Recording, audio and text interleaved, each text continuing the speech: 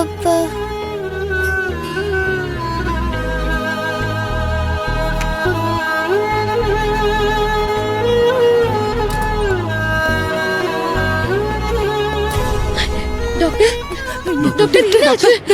என் பொண்ணு இப்ப எப்படி இருக்கா? அவளை நாங்க பாக்கணும். அவ கண்டுபிடிச்சிட்டாளா? குழந்தையோட அப்பா எங்கம்மா? அவர் வரலையா? ஏன் என்னாச்சு டாக்டர்? அந்த குழந்தை அப்பா அப்பான்னு முணுமுணுத்துட்டே இருக்கா. அப்பாவை பார்க்கணுங்கிற ஏக்கத்துல தான் குழந்தை இந்த மாதிரி ஆயிருக்கு. உடனே எங்க இருந்தாலும் அவரை வர சொல்லுங்க. உடம்பு சரியில்லாத குழந்தைய இப்படியா கஷ்டப்படுத்துவீங்க?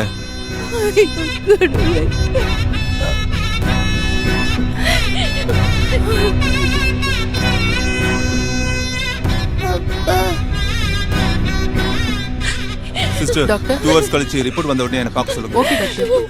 ஐயோ, இப்ப நான் என்னத்த பண்ணுவேன்? அவரை எங்க போய் எப்படி வர வைப்பேன்னு தெரியலையே. கடவுளே, ஏன் என் குழந்தைக்கு இப்படி ஒரு சோதனையை கொடுக்கற? அண்ணே, அனுக்கு எதுவும் ஆகாது. அவ கண்டிப்பா குணமாயிடுவா. எப்படிமா அவ குணமாவா? அப்பா அப்பான்னு அவரே நினைச்சு ஏங்கிக்கிட்டு இருக்கா. அவளை நான் எப்படி சமாதானப்படுத்த போறேன்னு தெரியலையே.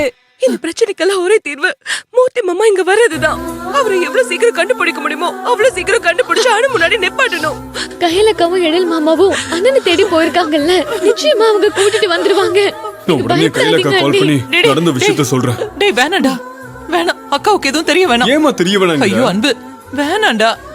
நம்ம எல்லாரையும் விட அனு மேல கையிலுக்கு ரொம்ப பாசம் அதிகம். அவ மேல கையில் உயிரிய வச்சிருக்கா. அனுக்கு இப்படி ஆயிடுச்சுன்னு தெரிஞ்சதுன்னா அவ துடிச்சு போயிடுவா. ஏற்கனவே மூர்த்தியை காணும்னு எங்கெல்லாம் தேடி கஷ்டப்படுறாளோ தெரியல.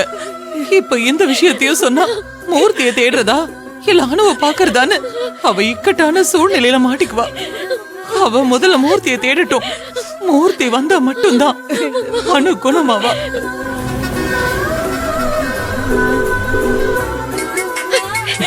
யாரு? அம்மா, அக்கா தம்மா போன் பண்றாங்க. நாமளே இந்த விஷயத்தை மறைக்கலாம் நினைச்சா அவங்களே கரெக்டா போன் பண்றாங்க. என்னம்மா பண்றது? அவகிட்ட இப்போதைக்கு எதுவும் சொல்ல வேண்டாம். தனம், எப்பவும் போல சகஜமா பேசி சமாளிச்சிரு. பேசுங்க, எடுத்து பேசு. பேசுங்க, பேசுங்க.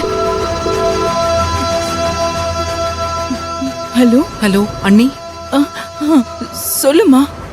வீட்ல எல்லாரும் ஓகே தானே? அங்க மூர்த்தியை நினைச்சு எல்லாரும் கவலைப்பட்டுட்டு இருப்பீங்க. நீங்க யாரும் பயப்பட வேண்டாம்னு சொல்லதான் கால் பண்ணேன். நாங்க எப்படியாச்சும் அவனை தேடி கண்டுபிடிச்சிருவோம்.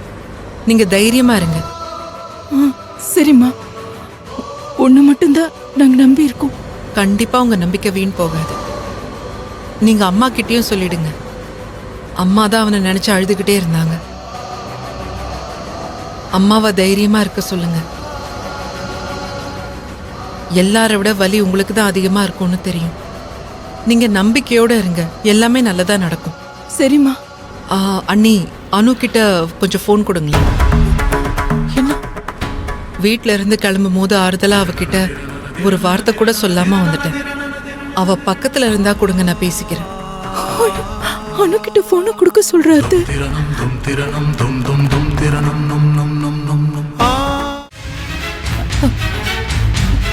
ஐயோ, ஏதாவது ஒண்ணு சொல்லி சமாளிதானோ. ஏன் அண்ணி, என்னாச்சு? அது வந்து சொல்லாத. அது உள்ள ரூம்ல தூங்கிட்டு இருக்காமா. தூங்கிட்டு இருக்காளா? அவ எழுந்த உடனே கால் பண்ணி கொடுக்கட்டுமா? சரிங்க நீ அவகிட்ட அழ வேண்டான்னு சொல்லுங்க, சரியா? நிச்சயமா அவ அப்பாவோட நாங்க திரும்ப வந்துருவோம்னு அவகிட்ட சொல்லுங்க. சரிம்மா. ம்.